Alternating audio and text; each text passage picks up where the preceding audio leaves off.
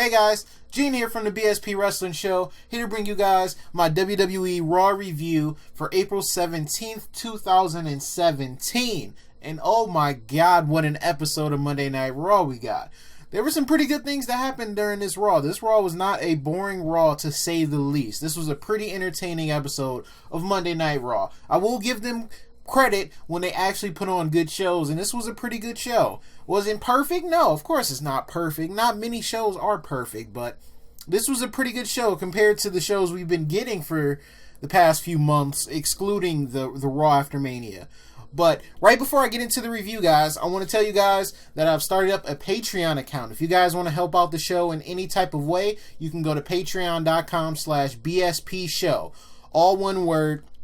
You can go there. You can pledge any amount from $1 to $20 if you guys want to do any of that. It will definitely help out the channel. It'll help me get more things to help out the channel and enhance the quality of it. I can get a better mic, maybe just better equipment to edit my videos with, just anything like that. It could definitely help out the channel. And if you guys want to do that, the link will be down in the description down below. And if you guys choose to help me out, that'll be perfect. I will definitely appreciate it. There's a few rewards you guys can go through and see. If you guys want to donate a certain amount, it will definitely help out the channel, and I definitely would appreciate it. Also, slap a like on the video before we get started, because this Raw review is about to be good. Because this man Strowman, oh my god, this man Braun freaking Strowman is a animal. He is literally a monster among men, and man did he prove it tonight. So Raw kicks off with the Braun Strowman. He comes out. He said he's proud of what he did last week to Roman Reigns. Said he broke him in half. He said he's proud that Roman left in an ambulance. He has a separated shoulder and won't be on Raw tonight. He's also going to tear through the roster and show why he's the monster among men. So that's when Raw GM Curt Angle came out. He says that Braun has done enough damage, and Braun told him there's more to come.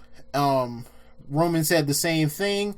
So Curt makes a match between both of them at Payback. So, because I guess, you know, it's fitting that Roman wants his payback against Braun Strowman when he's ready to come back. Braun said it'll just be his funeral, and he asked about tonight, and Curt said, you should be suspended for what happened. You've done enough damage, so you just consider yourself having a night off. Braun said, Foley tried to play the same game with me, and it didn't get him that far. He wants more competition, or else. And Angle challenged him. He was like, or else what? And then Braun Strowman walked away, knowing he had a plan in his back pocket. So we would see what this man Braun Strowman would do later on Raw. Holy crap. So Seth Rollins came out for commentary for the match between Samoa Joe and Chris Jericho. Joe was being dominant as he usually is, but, you know, Jericho having the heart of a lion like he always does. He's down for a good old-fashioned fight. After taking a beating for most of the match, he was able to lock Joe into the walls of Jericho, but he eventually fell victim to the coquina clutch and was forced to tap out. It was a pretty good match. Good match to kick off Raw. I don't know if they faced one-on-one, but I remember like 2 weeks ago, they Kevin Owens and Samoa Joe put Chris Jericho through a table. With this Superstar Shakeup thing, it's kind of weird, to be honest, because they didn't really explain this Kevin Owens and Samoa Joe teaming. They just teamed up for no reason, to be honest. And I know Jericho isn't winning the U.S. title from Kevin Owens at Payback.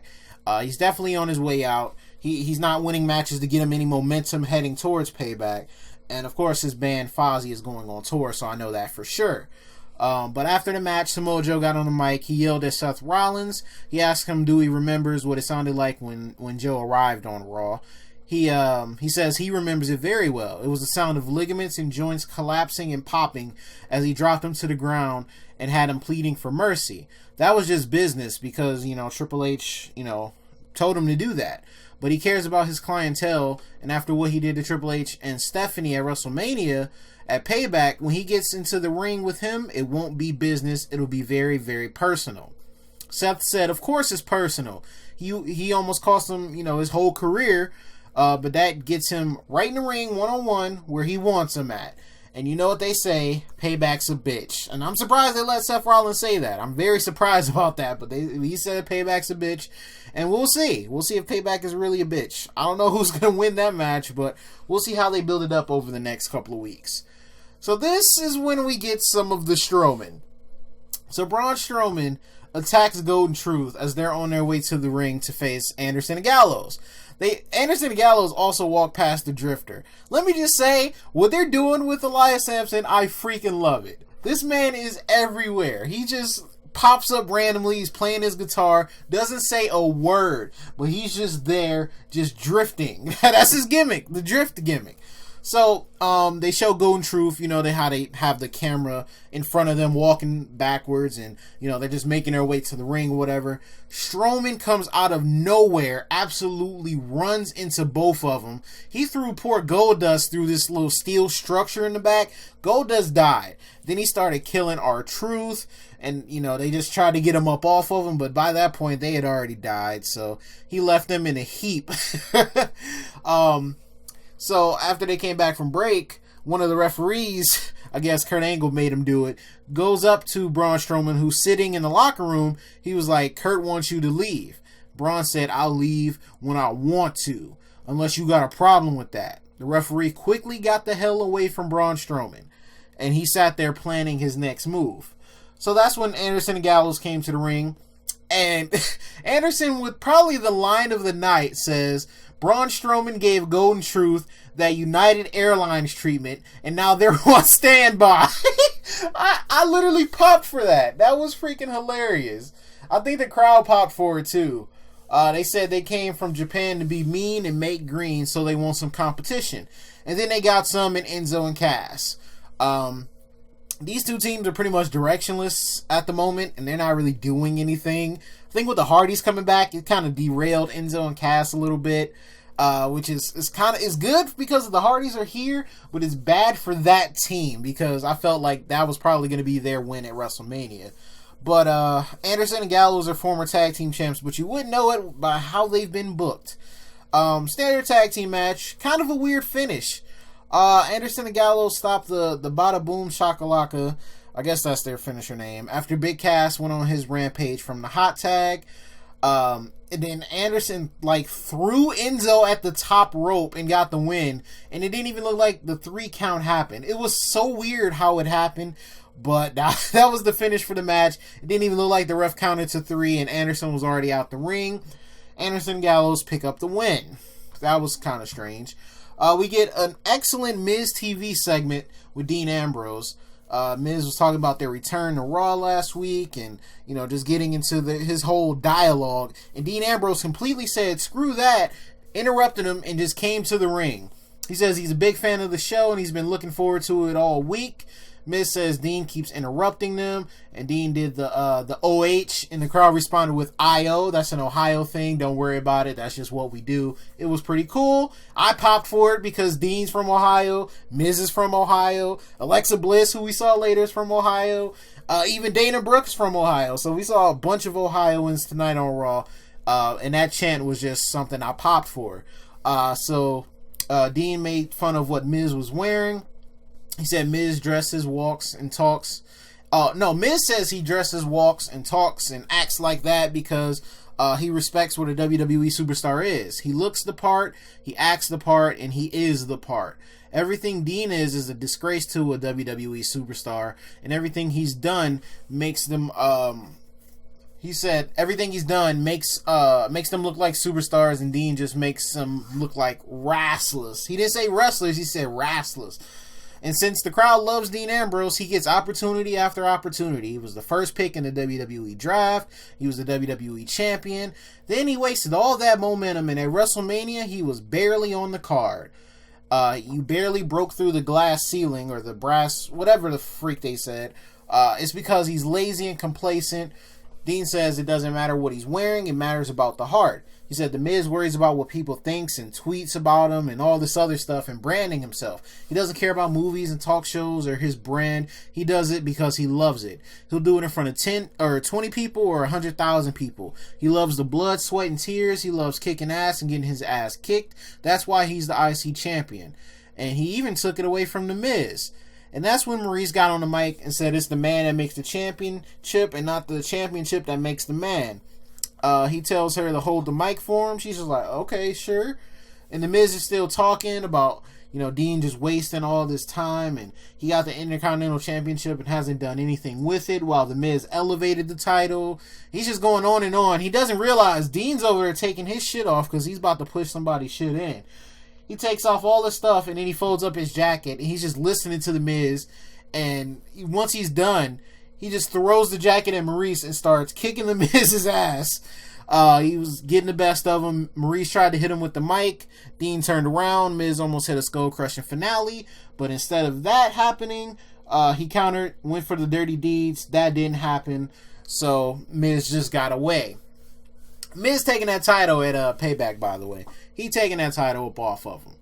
But yeah, that was a pretty good segment. I like the promos from both, and I like what they did there. We obviously know that this is going to be the Intercontinental Championship match at Payback. So we'll see how they continue with it, but hopefully they keep up the momentum because it feels important right now. Considering this is the main title at the moment because freaking Brock Lesnar. But let's not get into a rant about Brock Lesnar. Let's talk about Strowman. Strowman was in the back, and he was dragging Kalisto, and he was yelling at officials saying he's leaving and taking him with him. And then he walked past a garbage can or whatever. He said Roman Reigns is garbage and Kalisto is too. So he picked him up and just tossed him in the garbage where he probably actually belongs. But that nonetheless, he threw him in the garbage and then just started to walk away and then gets absolutely trucked over by the freaking Big Show. And he tells him to pick on someone his own size. So that set up the main event. We'll talk about that main event in a minute because that was freaking incredible. We get a cruiserweight match. TJ Perkins and Jack Gallagher. Neville and Aries came to ringside to, I guess, watch the match or whatever. Pretty interesting match we got here. Two guys trying to outdo each other. TJ Perkins looking like his CWC self again. The Cruiserweight Classic. With his heel turn, he has added more showsmanship to his repertoire. He and Jack, they kind of like both dabbed. And TJ always does it. He did it in like this submission.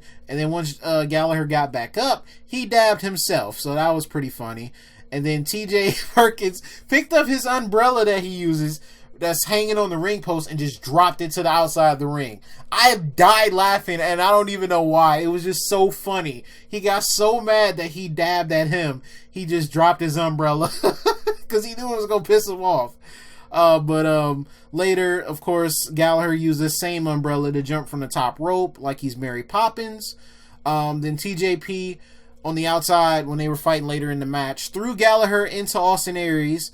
And, Austin Aries went to get into the ring. Neville swiped his feet from up under him. He landed on the apron to the outside. TJ Perkins took advantage while Gallagher was looking at everything going on while getting into the ring. And then TJ kicked the rope. And I guess it, was right near Gallagher's face. And then he got him up for the detonation kick and picked up the win. Pretty good match. Telling two different stories in one. Because, you got Neville and Austin Aries who freaking despise each other. And then you got TJ Perkins with this new heel turn. And Austin Aries got beef with him as well. So that's pretty cool. I think they're going to face on 205 Live tomorrow. I really need to start watching that more. Because it's pretty interesting what they're doing with the cruiserweights now. And they gave them time. I think that was why it was so good. They gave them time to work. Titus O'Neil trying to get Apollo Crews to join his catering business or whatever the hell he's doing back there in catering, whatever the hell. Maybe he needs help with meatloaf or I don't know. Titus O'Neil, who cares? He's taking over Jack Swagger's spot in catering, so he's trying to recruit more people because he knows they're not doing anything with Apollo Crews. So that's what that was. The Hardys had an interview. Matt Hardy floating in and out of his broken gimmick. He keeps making, like the delightful, and then he goes back to the Mattitude talk, and he keeps going back and forth with that. It's coming. It's definitely coming. If it wasn't coming at all, if the brokenness wasn't gonna happen, they wouldn't even have him do the accent at all. But he keeps floating in and out of it. You can even tell on their interests as he does the whole delete thing, then he does the Mattitude. Like he's going back and forth. He's kind of at a personality crisis right now. So it's coming though. They have their little interview. Sheamus and Cesaro pop up. They all show respect to each other, but they say they're going to take their titles from them at Payback. But they still kept it respectful. We got a Fatal 4-Way women's match for the number one contendership for Bayley's Raw Women's Championship. As expected, they had to team up on Nia Jax. It was Nia Jax, Alexa Bliss, Mickie James, and Sasha Banks, by the way. They had to team up on Nia Jax. She's so dominant. Mickie and Sasha had a very nice exchange when they were left in the ring to fight. I'd like to see them go one-on-one. Nia almost killed Alexa Bliss. Alexa kept trying to avoid her. Nia started hitting mofos with other mofos. She started throwing people on top of each other. Alexa started picking her spots as Nia was destroying. And then she went to the top rope. And as soon as she was about to jump down, she looked. Nia Jax was just waiting on her. Like, come on, let's go. Go ahead, jump off that top rope and see what happens. Alexa was like, nope. Got down and got the hell up out the ring. She was like, we ain't doing that. I ain't about to die. I'm too little for this. She got the hell down from that top rope. So after that, Nia saved the match after Sasha had a chance to win it with Mickie James. After disposing of Mickie and Nia, it came down to Alexa Bliss and Sasha Banks. I love to see that one-on-one as well, because I don't think they like each other. In real life, I think they got real life heat with each other. Sasha gets her in a bank statement. Mickie James broke it up. She got to the top rope and Sasha stopped her. And then Nia Jax grabbed Sasha from the top rope, used Sasha Banks to knock Mickie James off the top rope, hit the Samoan drop, and Alexa Bliss capitalized and drop kicked Nia out the ring and got the pin to become the new number one contender for Bayley's Raw Women's Championship. That'll be an interesting matchup. I fully expect Bayley to win the match, but I'm interested to see what happens when these two collide. I don't think the title's coming off Bayley to SummerSlam. I do think Sasha Banks is turning heel pretty soon. She's been losing a lot of the matches lately, and, you know, it's coming. It almost happened last week, but Alexa Bliss ruined that, but it's definitely still coming. Big Show interviewed about why he stepped into Strowman's warpath. He says he needs to find out what it means to be intimidated. He's going to get a big dose of his own medicine. Short, sweet, to the point. I'm getting to the main event. Don't worry. Curt Hawkins versus Finn Balor. Pretty much just an enhancement match. I don't know. I guess Finn Balor is okay. I didn't expect them to come out, to be honest, but he faced Curt Hawkins, and they just gave him that match. He just immediately hit the coup de grace. Nothing to talk about there. Jericho interviewed. He says he's not ashamed to be losing to Samoa Joe, one of the best people he's ever stepped into the ring with. He says he's focused on Kevin Owens, and Kevin Owens is not a good-looking guy, nor is he the face of America. America deserves the face of Jericho. Frame it in, man. And if he wins the U.S. title, he goes to Smackdown Live. But it doesn't matter if he's on Raw, Smackdown. This got me. Velocity, Heat, Nitro, or whatever. The Friends of Jericho will follow him. And then he goes to put the interview guy on the list, and the fucking Drifter walks past the back part of his promo, and he just playing the guitar. He looks at him and looks away and is just playing his guitar as he walks away. Jericho was like, you know what? I was going to put you on the list, but you're off the hook. I'm going to put him on the list. And he put Elias Sampson on the freaking list for interrupting his promo. And that was freaking hilarious. Like I said, what they're doing with him is freaking hilarious. I love it. It's just a different element to Raw. I'm mad about this next part. I really am. I'm really mad because I know what's coming. So Bray Wyatt dropped this incredible promo / vignette, asking Randy Orton if he's afraid of the dark. He says, it is the fear of the unknown or the monster under your bed, but fear is what brings you all together. It's your bond. Bray says he's not like us. He doesn't bow to the feet of fear. He harnesses it. Fear lives within him. He knows Randy is scared. He can smell it. In his house of horrors, all your fears will come to life. He'll drag him down to hell so far, his skin will blister and blood will boil. He will fly him up to heaven and bring him right back down just as he thinks he's getting there. He'll put him on the rack and break his bones and pull his body parts apart and his limbs and everything. He'll know pain and horror, and his pain and agony will be his ecstasy. It'll motivate and fuel him. His screams will play like symphonies in his ears. His house of horrors will forever be his nightmare. When he leaves, he'll leave alone. But before he leaves, he's going to burn it to the ground with Randy Orton still inside. He asked him to join him in the fire where it all began and where it shall live. It burns down here. It all burns down here. Then he told him to run. Run! This was great. This was freaking incredible, but this is the part that pisses me off. He's not beating Randy Orton. This whole superstar... This would have made me feel way more better if this was on SmackDown Live and Bray actually had a chance to win this match. Bray's on Raw now. There's no way in hell he's taking the WWE Championship to Monday Night Raw. Monday Night Raw already has a champion. Even though he's not there, they have a champion. They have Brock Lesnar.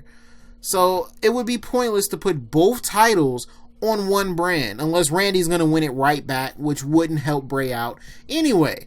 So I just hate how he always has these great promos, these great vignettes, these great scenes, and then he just turns around and gets his ass kicked. I don't like it. I don't like it at all. He's got to get some wins and win some type of feud here in the next couple of months or something, because they're ruining him. He's like, all this mess he talks, that was incredible. You would think he's about to go kick somebody's ass, but he's about to lose to Randy Orton. It just pisses me off, man. We got Emma walking up to Dana Brooke again. She wants her back on her side. Alicia Fox was showing Dana Brooke footage from when Noam Dar gave Alicia Fox that present and blew up in her face. So Emma was like, oh yeah, Dana was telling me about that last week and was showing everybody and making fun of you. And Dana was like, no, I didn't. Come on, don't lie to her now. And of course, Alicia Fox believed her and was like, she don't want to be her friend anymore, and walked away. And Emma told Dana Brooke, well, you want to be on your own now. You got to deal with these obstacles that are getting thrown at you, these balances or whatever. So they're gonna have a match pretty soon. Jeff Hardy and Cesaro, this was a pretty good match. A match I didn't expect to see, but I'm glad it's happening now. Jeff is very underrated when it comes to singles matches. I know he's a great tag team wrestler, but he's very good in singles competition as well. These two are being very aggressive and really bringing a fight to each other in this match. Cesaro and his damn uppercuts and his swings are freaking devastating. You know, Jeff Hardy just flying all over the ring and out the ring and everything. After uppercuts and back and forth and whatever, Jeff went for a swanton bomb, but Cesaro caught him with an uppercut while he was on the top rope. Then Cesaro goes up for a superplex, but Jeff drops him off the top rope. He lands on the top rope, and then he kicks him off of that. Cesaro goes for a neutralizer a little bit later, but Jeff actually counters that, connects with the twist of fate, and then he hits a perfect swanton bomb off the top rope to defeat Cesaro. Very good match, very entertaining. They show respect to each other after the match. Pretty sure we'll see Matt Hardy versus Sheamus next week, and Sheamus and Cesaro will pick up the victory there. But yeah, they're just building towards their championship match at Payback. So I don't know. Maybe I could see them turning Sheamus and Cesaro heel. The respect thing kind of got a little bit weird. I don't really know exactly what they're gonna do, but we'll see. We'll see what happens, and I don't know. I don't want to see them heel. I mean, even though Sheamus is better as heel, he's doing all right as a face right now.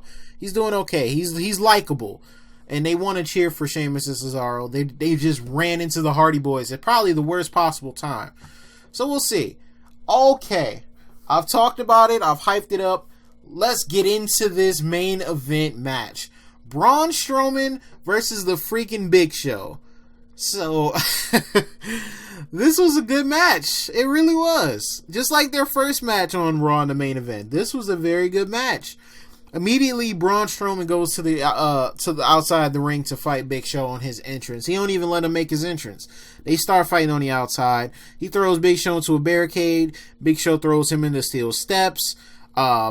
Big Show trolled like he was going to do a suicide dive to the outside, but of course he just hit like a baseball slide or whatever.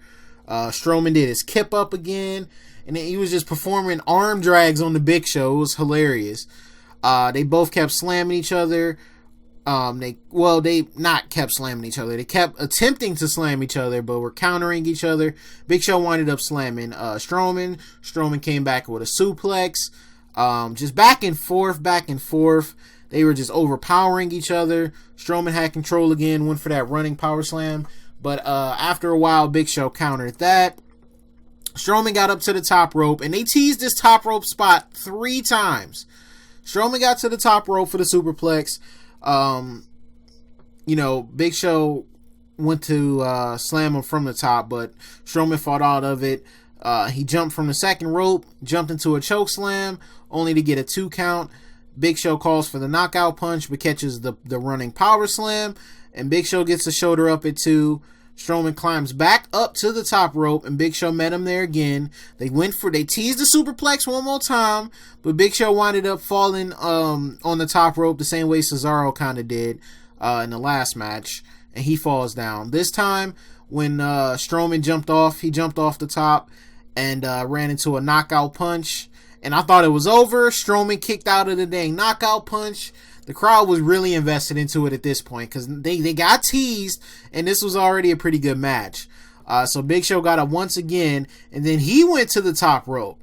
He didn't know what to do. He did the chokeslam and the knockout punch, couldn't put Braun Strowman away, so he decides, let's climb the top rope. So he goes to the top rope. Strowman immediately hops up, gets him up there, and they connect with the superplex, and the whole ring freaking collapses. They teased it for such a long time. And then the ref died. I swear the ref died. He's gone. There's no more ref. The ring collapsed. The poles go everywhere. Steps fly. You see the ref bounce out the ring. I hope he alright, because he looked like he took the worst of that. Big Show laid motionless in the freaking ring. And then, after the personnel attended to them, this man Strowman gets up and taunts at the crowd. He doesn't yell or whatever. He just gets up. I'm like, this man is an absolute monster. It sucks because I know what's going to happen when Reigns comes back. But for now, this is incredible. This is how Braun Strowman should be built. But he shouldn't lose to Reigns again. He's already lost once, and it kind of affected him. But he's come back 10 times better. Don't kill his momentum again. Please don't do it. Please. Because this man is oh my God, this man is looking like a champion right now. He destroyed everybody backstage, dragged Kalisto, threw him into the garbage thing. Then after the Big Show freaking challenged him, he comes, has a great match with him in the main event of Raw, and then destroys the ring. But not only destroys the ring, but usually when somebody destroys the ring, this is the 3rd time they've done it. Big Show's been a part of all 3. I think Brock Lesnar, Mark Henry, and now Strowman. Normally they don't get up. They don't get up. But this time, Strowman got his ass up and taunted. And then he got to the top of the freaking entrance ramp, taunted one more time, and said, everybody will fall. Holy crap, this man is a badass. This guy is freaking incredible. This is like the best part of Raw. I swear. That whole thing, him just doing whatever he did all Raw long made this a good Raw. But everything else was pretty good. And this turned out to be a pretty good episode of Monday Night Raw. I was entertained. I was thoroughly entertained. Surprisingly, but yeah, I was entertained. I loved it. Pretty much everything was pretty good. Just that weird finish in that Enzo and Anderson and Gallows and Cass match. That was kind of strange. But other than that, pretty good Raw. Let me know what you guys thought of Raw down in the comment section down below. Slap a like on the video if you guys enjoyed. Subscribe if you guys are new. I'm going to give this Raw, I'm going to give it a B+. Or B+. I'm wavering in between that because it was that good of an episode. I don't know if it's just the episode's been that bad that this one was that good, or if it really was just that damn good of an episode. But yeah, I want to thank you guys for watching. Once again, if you guys want to help me out on Patreon, the link will be down in the comment section down below. Even if you guys just donate $1, it'll go a long way in helping the betterment of this channel. So I thank you for that. Even if you're just considering doing it, it definitely helps out. I want to thank you guys for watching. I'll talk to you guys tomorrow because SmackDown Live comes on. We got some big matchups heading up on SmackDown tomorrow. And I'll talk to you guys then. Peace.